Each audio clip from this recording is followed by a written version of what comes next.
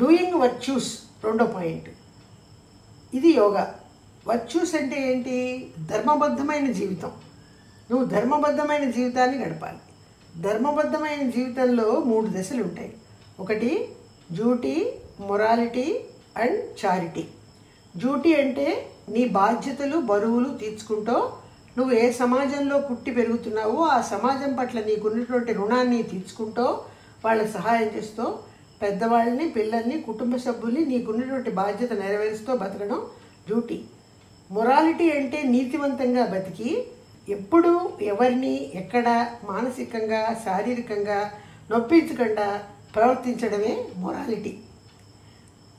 Charity అంటే నీ సంపదలో నీ శారీరక శ్రమ ద్వారా కానీ, సంపద ద్వారా కానీ సమాజంలో ఉన్నటువంటి వృద్ధులకి, పేదవాళ్ళకి, నీడీ పీపుల్కి, ఫిజికలీ హ్యాండిక్యాప్డ్ వాళ్ళకి నువ్వు ఎంత సహాయం చేయగలవో అంతవరకు సహాయం చేయడం అన్నది చారిటీ. ఈ మూడింటిని కలిపి వర్చ్యూస్ వే ఆఫ్ లైఫ్ అంటారు, ధర్మబద్ధమైన జీవితం అంటారు. కాబట్టి నీ మైండ్ని స్ట్రీమ్లైన్ చేసుకోవడం ఒకటి, ఈ ధర్మబద్ధమైన జీవితాన్ని గడపడం ఒకటి. ఈ రెండే యోగా యొక్క లక్షణాలు. తర్వాత దశలో ఇక్కడ మనకి తెలియజేస్తుంది ఏంటంటే, సింప్లిఫైడ్ కుండలిని యోగా అంటే ఇది సులభమైన పద్ధతిగా యోగా నేర్చుకోవడం అన్నమాట. పూర్వకాలంలో చాలా కష్టతరంగా ఉండేది యోగా నేర్చుకోవడం. వాళ్ళు కొన్ని 12 సంవత్సరాలు, 7-5 సంవత్సరాలు ఎంతో శారీరకమైన శ్రమ చేస్తూ నేర్చుకున్నారు. నేడు దీనిని సులభతరంగా అధ్యయనం చేయడం వేదాది మహర్షి గారు కనుగొన్నారు. అది పర్సనాలిటీ డెవలప్మెంట్ ద్వారా మనకు అందిస్తున్నారు. చాలా సులభంగా కుండలిని రైజ్ చేయడం. కుండలిని అంటే ఏంటి? మూలాధార చక్రం దగ్గర ఉన్నటువంటి మన ప్రాణశక్తి చిన్న స్పర్శ ద్వారా లేపి ఆజ్ఞా చక్రానికి తీసుకువస్తారు అనుభవకులైన గురువులు. కాబట్టి సులభంగా కుండలిని పైకి లేపడం అన్నది ఈ సులభతర కుండలిని యోగాలో ఉంది. పూర్వకాలంలో అది చాలా కష్టంగా ఉండేదన్నమాట. ఈ యోగాలో ముఖ్యంగా నేర్పడేవి 4 స్టెప్స్ అన్నమాట. అందులో ఒకటి మెడిటేషన్ అన్నమాట, అది నేర్పిస్తారు. రెండోది ఇంట్రాస్పెక్షన్ అన్నమాట, అంటే ఆత్మ పరిశీలన, అది తెలియజేస్తారు. ఫిజికల్ ఎక్సర్సైజెస్ అనే సులభతర వ్యాయామాలు కూడా చెప్తారు. జీవన తత్వము అన్నది ముందుగానే తెలియజేస్తారు. ఈ సులభతర కుండలిని యోగాలో మనోవికాస్ యోగ విద్యలో ఈ పర్సనాలిటీ డెవలప్మెంట్ కోర్సులో అందజేస్తారు. మెడిటేషన్ ముందుగా ఇక్కడ వివరించి చెప్తున్నారు. మెడిటేషన్ అంటే ఏంటంటే మైండ్ని మెడిటేషన్ చేసేటప్పుడు ట్రైన్ చేయడం. ట్రైనింగ్ అంటే దానికి ఒక అనుభవాన్ని నేర్పడం. మైండ్కి ఒకలాంటి అనుభవాన్ని నేర్పడమే ట్రైనింగ్ ద మైండ్ అనమాట.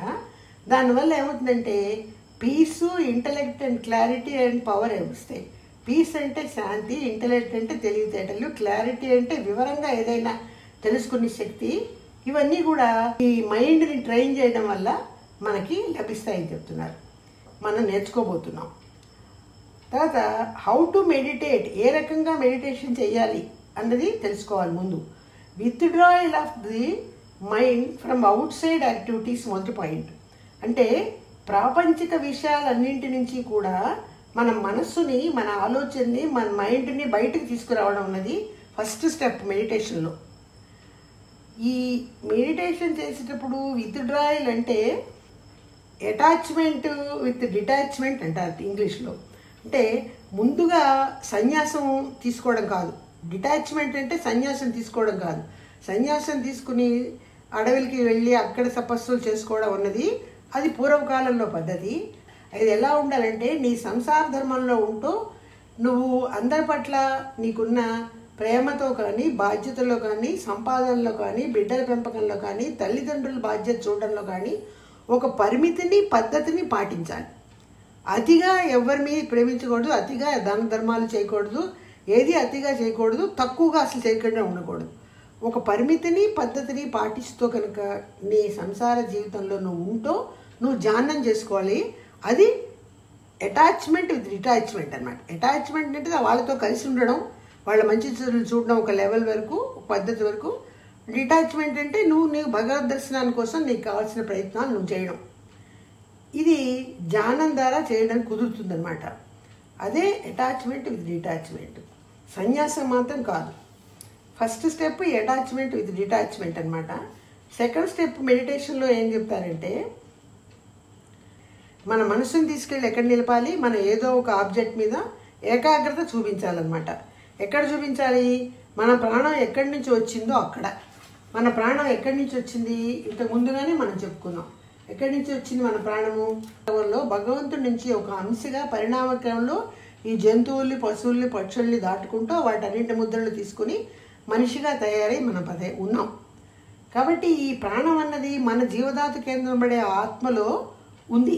ఆ ప్రాణశక్తి మీద మనం ఏకాగ్రత, కాన్సన్ట్రేషన్ పెట్టాలి. అది ఒకటి చెప్తున్నారు అనమాట. రెండో స్టెప్లో అది చెప్తున్నారు. తర్వాత ఆల్మైటీ అనబడే భగవంతుడిలో నేను ఒక భాగమని అప్పుడు అర్థం అవుతుంది. కాబట్టి నేను ఆల్మైటీ యొక్క అంశంనే, ఆల్మైటీ అంటే భగవంతుడు, అతని యొక్క అంశంనే, పరిణామ క్రమంలో మానవుడి వలెగా వచ్చాను అనే ఒక అభిప్రాయానికి మనం ఈ ప్రాణశక్తి మీద మనసు నిలిపి ధ్యానం చేసినప్పుడు వచ్చేస్తాం. ఆల్మైటీ అనబడే భగవంతుడు లేని ఒక వస్తువు కానీ, భగవంతుడు లేని ఒక స్థలం కానీ లేదు అనే ఒక ఫైనల్ అవగాహన కూడా మనకు వచ్చేస్తుంది. తర్వాత స్టెప్లో రియలైజేషన్ అంటే ఆత్మ సాక్షాత్కారం చేసుకొని నేనే భగవంతుడు యొక్క అంశనని కానీ అవగాహన చేసుకుని తెలుసుకునే జ్ఞానం కూడా చక్రం అనే ప్రాణశక్తి మీద మనసు నిలిపి ఏకాగ్రత చేసినప్పుడు తప్పకుండా లభిస్తుంది. ఆ లెవెల్లో అహం బ్రహ్మస్మి అనే ఒక భావన కూడా ఏర్పడుతుంది. ఇదే ఒక గోల్ అన్నమాట. మానవుడికి ఇది గోల్. మానవులందరూ కూడా తెలిసి తెలియక కూడా ఈ గోల్ రీచ్ అవ్వడానికే ప్రయత్నం చేస్తూ ఉంటారు. తెలిసి కొంతమంది చేస్తారు, తెలియక కొంతమంది చేస్తారు. అందరికీ కూడా ఇదే గోల్.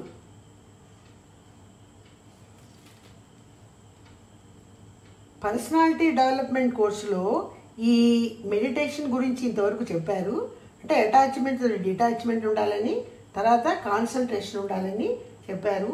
తర్వాత స్టెప్లో ఏం చెప్తున్నారంటే, ఈ కోర్సులో ఇంకా మనకేం తెలియజేస్తారంటే 4 స్టెప్స్గా ఉంటుంది. ఇక్కడ మెడిటేషన్ కాకుండా ఇంకా 4 స్టెప్స్లో ఉంటుంది. అది ఒకటి జీవన తత్వము అంటారు. అది ఇంట్రాస్పెక్షన్ కోర్సులో నేర్పిస్తారు. ఇంట్రాస్పెక్షన్ కోర్సులు ముందు జరుపుతారు. ఆ కోర్సులు జరిపినప్పుడు వాటిల్లో నేర్పిస్తారు. ఇంట్రాస్పెక్షన్ చేసినప్పుడు ఈ జీవన తత్వంలో మనకు కావాల్సిన ఏంటంటే అవసరాలు ఉంటాయి. ప్రతి మనిషికి విసర్జక అవసరాలు ఉండాలి. తర్వాత ఆకలి వేస్తే తినడానికి అన్నము, దాహం వేస్తే తాగడానికి నీరు కావాలి, మలమూత్ర విసర్జనాలకు తగిన సదుపాయాలు ఉండాలి, వాతావరణంలో శీతోష్ణాలు ఎదుర్కోవడానికి కొన్ని అవసరాలు ఉండాలి. అవి ఒక 3 ఉంటాయని చెప్తారు. రక్షణలు కూడా ఒక 3 ఉంటాయని చెప్తారు. రక్షణలు అంటే శత్రువుల నుంచి మనకి రక్షణ ఉండాలి. అట్లాగే పాము, తేలు లాంటి విష జంతువుల నుంచి మనకు ఒక రక్షణలు ఉండాలి. తర్వాత ప్రమాదాల నుంచి కూడా ఒక రక్షణలు ఉండాలి. అవి ఒక 3 రక్షణలు చెప్తారు. తర్వాత ధర్మబద్ధమైన జీవితానికి 3 లెవెల్స్ చెప్తారు. మళ్ళీ అవి కూడా జీవన తత్వంలో వస్తాయి. ధర్మబద్ధమైన జీవితం అంటే మనం ఇందాక చెప్పుకున్నాం, duty, morality and charity. Duty అంటే నీ బాధ్యతలు నెరవేర్చడం.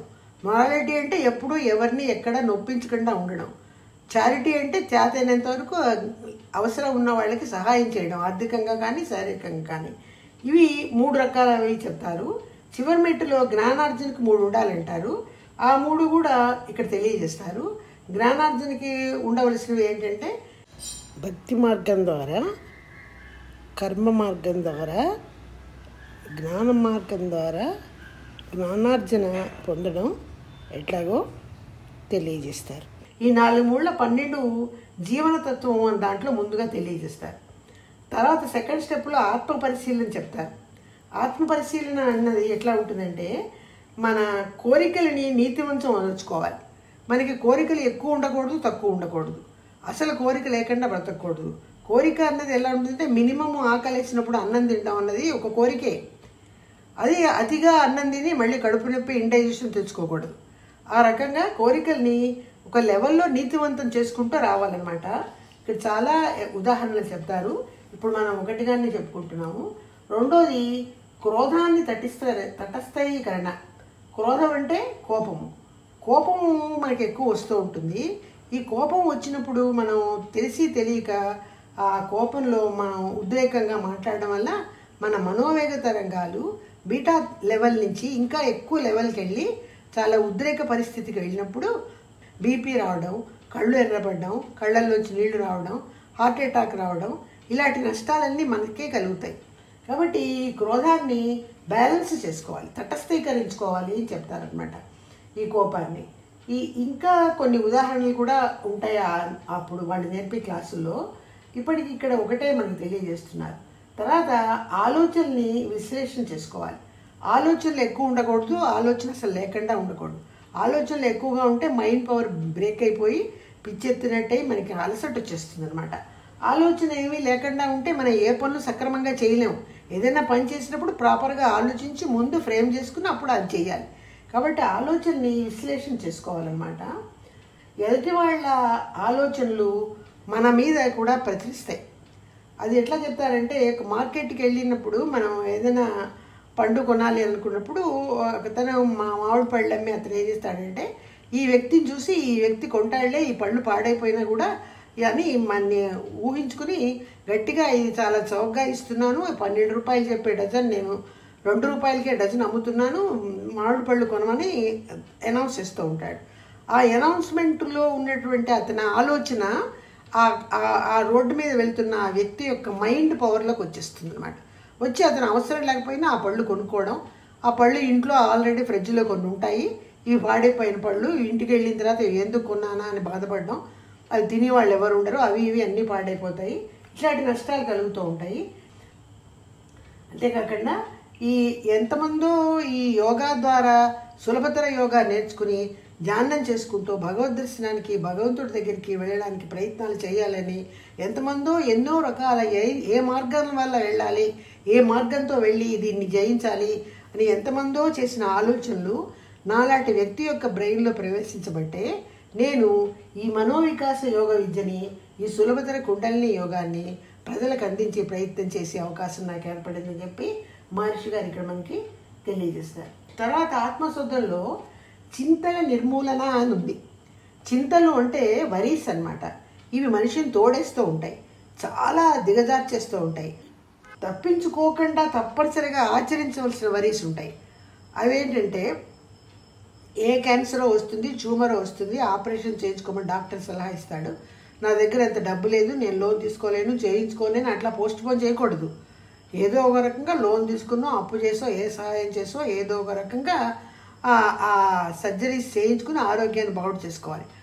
అవి ఇంకా పోస్ట్ పోన్ చేసుకోకూడదు, ఆపకూడదు, అవి చేసి తీరాలన్నమాట. ఈ చింతలు ఎలా తప్పించుకోవాలని కూడా తెలియజేస్తారు. కాబట్టి ఈ 4 కూడా ఇవేంటంటే, మొదటిది కోరికలు నీతివంతం చేసుకోవడము, రెండోది క్రోధాన్ని తటస్థీకరణ చేయడము, మూడోది ఆలోచనని విశ్లేషణ చేయడము, నాలుగవది చింతల నిర్మూలన. ఈ 4ని కలిపి ఆత్మ పరిశీలన అంటారు. ఈ 4 కాక ఈ 4 చివరిలో అదే క్లాస్లో మనకి ఇంట్రా స్పెషల్లో ఏం నేర్పిస్తారంటే, హూ యామ్ ఐ అన్నది తెలుసుకోమంటారు. నేను ఎవరు అన్న ప్రశ్న మనం వేసుకుని, నేను పరిణామ క్రమంలో భగవంతుడి యొక్క అంశగా ఆయన నుంచి మానవుడిగా తయారయ్యాను. ఆయనలో ఉన్న ప్రాణశక్తి కణాలే, ఆయన నుంచి తయారైన ప్రాణశక్తి కణాలే నా ప్రాణంగా, నాలో, నా ఆత్మలో, నా జీవధాతు కేంద్రంలో ఉన్నాయి. నేను భగవంతుని యొక్క అంశనే అని చెప్పి ముందు గుర్తించి దాన్ని సెల్ఫ్ రియలైజేషన్ అంటారు, ఆత్మ సాక్షాత్కారము. తర్వాత దైవ సాక్షాత్కారం అంటే నెమ్మదిగా ఆ దైవం దగ్గరికి, నా మాతృస్థానాన్ని ఆయన దగ్గరికి నేను జ్ఞానాల ద్వారా ఎలా వెళ్ళాలి అన్న ఒక సత్యాన్ని తెలుసుకున్నట్టుగా వెళ్ళడం అనేది గాడ్ రియలైజేషన్ అంటారు. ఈ రెండింటిని అనుభవంలోకి తెచ్చుకోవడమే హూ యామ్ ఐ యొక్క అభిప్రాయం అన్నమాట. ఆత్మ పరిశీలన, మెడిటేషన్ ఒక స్టెప్ చెప్పారు, ఆత్మ పరిశీలన రెండో చెప్పారు, అందులో హూ యామ్ ఐ కూడా చెప్పారు. ఇక్కడ ఏం చెప్తున్నారంటే, ఆహారము, పని, నిద్ర, ఆలోచన, మైథునములో పరిమితి పద్ధతి పాటించడమే మోరలైజేషన్ అని చెప్పి చెప్తున్నారు. మహర్షి గారు చాలా రకాల వ్యాయామాలను అధ్యయనం చేసి సులభతర కుండలిని యోగంలో సులభతర వ్యాయామాలు ప్రవేశపెట్టారు.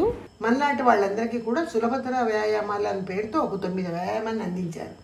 ఈ వ్యాయామాలు చేయడం వల్ల ఏమవుతుందంటే, మన జాయింట్స్ అన్నీ ఫ్లెక్సిబుల్గా అవుతాయి, శరీరంలో రక్త ఉష్ణవాయు ప్రసారాలు క్రమబద్ధీకరించబడతాయి, అది బ్యాలెన్స్లోకి వచ్చేస్తాయి, శారీరకమైన ఆరోగ్యం లభిస్తుంది.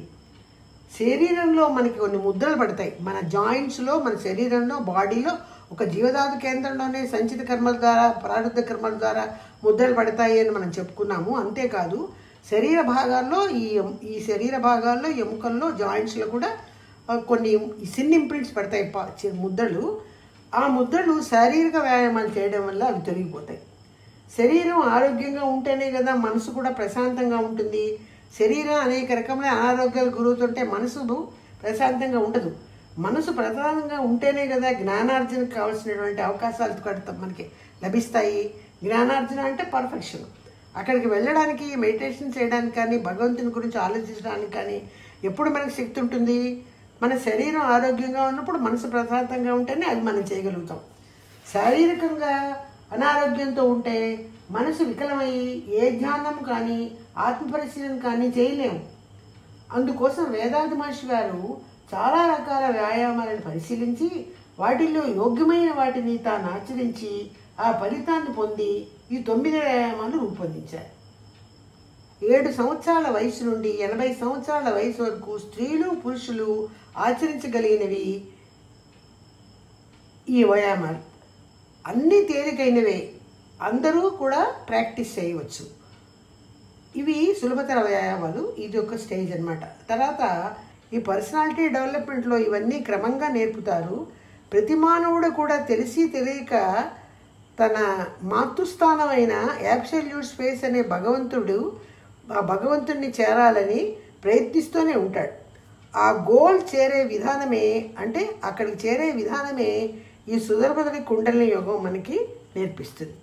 దీని ఆచరణ వలన ఒక్క ఫ్రాక్షన్గా ఉన్న, అంటే ఈ సులభతర కుండలిని యోగం చేయడం వల్ల ఫ్రాక్షన్ అంటే ఒక చిన్న అంశముగా జ్ఞానం అనబడే ఈ కాన్షియస్నెస్ మనలో ఉంది. అది భగవంతుడి శక్తి అనమాట. అది ఈ చిన్న ఫ్రాక్షన్ని తీసుకెళ్ళి టోటాలిటీ అనబడే సుప్రీం కాన్షియస్నెస్, సంపూర్ణంగా జ్ఞానాన్ని ఉన్నటువంటి ఆ భగవంతుడు అనబడే అబ్సల్యూట్ స్పేస్ ఆల్మైటీ దగ్గరికి మనని చేరుస్తుంది.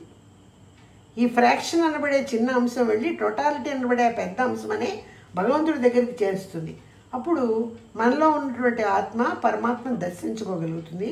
పరమాత్మ ఆత్మ వేరు కాదని, రెండు ఒకటేనని ఒక రియలైజేషన్ అనే జ్ఞానం కూడా దీనివల్ల మనకి కలుగుతుంది. ఆయన ఏం చెప్పదలుచుకున్నా దాన్ని పూర్తిగా ఇప్పుడు మనం చెప్పుకోలేకపోయినా కూడా దానిలోని భావాల్ని మాత్రం మనం తెలుసుకోగలిగాము. సులభతర కుండలిని యోగం అంటే ఏంటో తెలుసుకున్నాము. అట్లాగే ఆత్మ పరిశీలన అంటే ఈ కోపము, కోరిక, చింతలు, ఆలోచనలు వాటి గురించి ఎట్లా అరికట్టాలనే సత్యాన్ని కూడా తెలుసుకున్నాము. హూయమై అంటే నేను ఎవరు అన్న ప్రశ్న వేసుకునే భగవంతుడి యొక్క అంశని అనే ఒక జ్ఞానాన్ని సంపాదించుకునే శక్తిని తెలుసుకున్నాము. అన్నీ మించి మెడిటేషన్ అనబడే ధ్యానాన్ని ఎలా చేయాలి, అటాచ్మెంట్ డిటాచ్మెంట్ అనేది ముందు స్టెప్పు, తర్వాత కాన్సన్ట్రేషన్ అనేది ప్రాణశక్తి మీద రెండో స్టెప్పు. ఈ రెండింటి ద్వారా ధ్యానాన్ని అధ్యయనం చేసి భగవత్శక్తిని అర్థం చేసుకుని భగవంతుని యొక్క దరికి చేరగలగా మాతృస్థానమైనటువంటి అబ్సల్యూట్ స్పేస్కి చేరే అవకాశాలు ఈ సులభతర కుండలిని యోగం ద్వారా లభిస్తాయని తెలుసుకోగలిగాము. ఇంతవరకు ఇంకా ముగిద్దాము. సుఖినో భవంతు.